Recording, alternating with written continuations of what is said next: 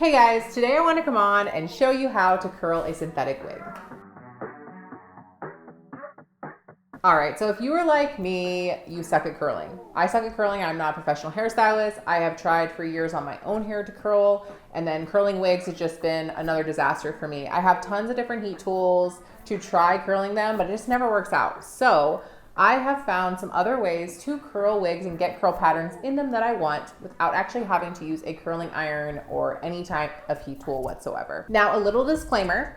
This method does use hot water. So depending on if your wig is heat safe or how much heat it can handle, you're gonna wanna adjust the temperature of your water based on that. There's really only 3 things you need for this. Make sure you get yourself a really good wig head. If you're doing anything to your wigs, you're gonna need it, trust me. Go to Amazon, I have a link down below. Grab yourself one, it's worth it. You're also going to need a large pot, like a pasta pot or something like that. This pot is actually my wig pot that has been designated for this type of stuff that I do with my wigs. And the key ingredient to this method are these curl formers. You can get these on Amazon. They come in different patterns, different curl styles. I love this one. It's a very beachy wave kind of look when you're done with it. This is the one we're gonna be using. I'll put the link down below for you as well. And like I said, you can do this with any curl former you want. It doesn't matter what the pattern is, it's still gonna be the same method.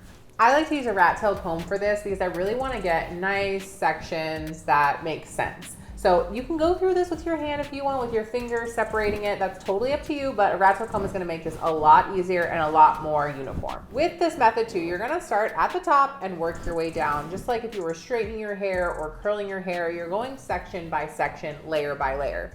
It actually makes it a little bit easier doing this on a wig versus someone's actual hair because you can really follow those weft lines to make sure that you're putting each one of these curls in the same spot on each layer. So to get this started, I'm gonna go ahead and these are gonna be about, I would say about 1 inch wide as far as the sections go. The width or the thickness of a pencil is kind of what you're looking for when you go to twist this strand. So if it looks thicker than that, you're gonna wanna remove some of that hair. It's just not gonna give you as tight of a curl. So the more hair you put in there, the less real like tight curls you're gonna have. So go ahead and make sure you're using decently small sections. Okay, so when you order these on Amazon, it's gonna come with this weird little contraption. It's 3 pieces and you just snap them together and it has a hook on the end. All right, so we have our little curl former right here. We're gonna go ahead and slide this onto our little stick here. Something else I wanna make sure that I mention to you guys. It's really important to pay attention to what this piece right here that is going to be on the root of the wig, which way it's facing. If you have it facing in like this, it's gonna give it a nice little volume and then it's gonna go into a curl. If you have it facing this way, it's actually gonna kind of crimp up that hair here and it's gonna have this weird little like lift up and then come down. So make sure you are facing this towards the hair and it's curling this way, not this way. So this is how I do it. It's my method of keeping this from falling off while I'm doing it. Once I get it on the hook, I wanna bring it all the way to the root and then I grab the end of this hair and I bring it over to the other side. This is gonna kind of almost lock that hook in so it doesn't fall when you're sliding this piece up. And then you're gonna take these 2 fingers right here, pinch a little bit on this end rubber piece. It'll kind of open it up a little bit for you, make it easier for you to slide the hair in. And then we just pull,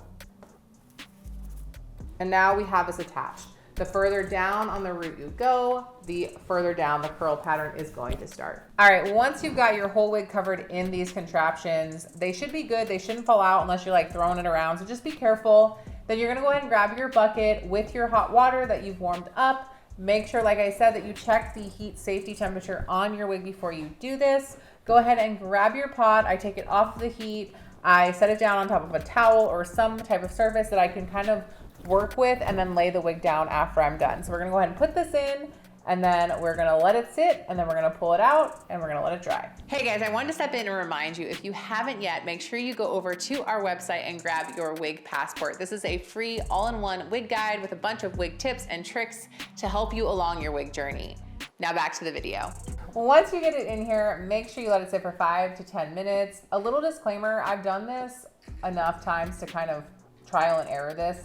And one thing that I did notice and had some problems with is if your water is too hot, so if it's like legit boiling, and you put these in there and you let them sit for the 5 or 10 minutes, when you go to take them out, it actually kind of straightens them and loosens the curl on the actual curl former, and then you can't use it again because it's ruined. So make sure your water is not too hot. Usually I pull it off of the heat and then I let it sit for like 5 or 10 minutes just to kind of bring it back down to a manageable temperature, and then I put my wig in. So another thing too, when you're pulling this out, just be careful that you don't pull any of these off of the wig. I like to kind of get tongs or something usually, and then I can grab it by the actual cap and pull it out. That way you're not grabbing by any of these guys and accidentally pulling one out on you.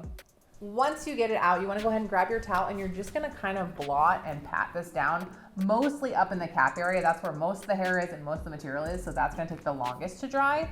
But you don't really want to rub or pick it up or do anything crazy like that. I usually just sit here kind of patting out any of the excess water, opening it back up, and then I'll let this sit on this towel on my table or wherever I have it for a good 30 minutes. I want to go ahead and just let this really get any of that extra water out and into the towel before I go and hang it up to dry the rest of the way, because if you don't, you have these plastic things on here that are holding water, the hair is holding water, and it'll start dripping and your floor will be soaking wet when you wake up in the morning and go to grab this wig. We are back. I went ahead and let this dry. I let it dry overnight. It dried for pretty much a whole entire 24 hours in these curl formers. I always say let it sit. If you can let it sit in a nice warm area, not too hot, but like a nice warm area for a day or two, it's not gonna hurt it to let it sit there. It's just gonna really form those curls and make sure it has a nice hold. Okay, here we go.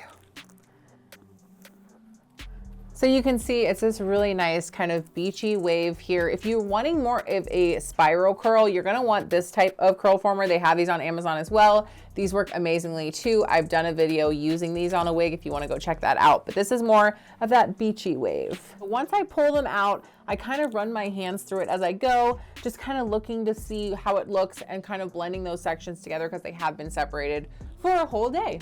So this is also a very good example of why you want to kind of run your hands through and really fluff this out and brush it through, because I can see that wefting there just from having it separated. That's unfortunately just kind of a side effect of this method. If it won't go back together and it's staying separated, you can hit it with a steamer if it's not a heat safe wig, or if it is a heat safe wig, you can just grab your straightening iron or your hot comb real quick and just run it right in that spot, and it'll train it to go right back where you need it to. All right, here is the finished result. I think this is a super cute look. I really didn't like this wig before. It kind of sat there and it's definitely gonna get worn now. This is a really fun little beachy bob moment and it worked out really well. Let me know in the comments what you guys think. I hope you enjoyed this video. Make sure you check out our last one and I will see you guys on the next one. Reset.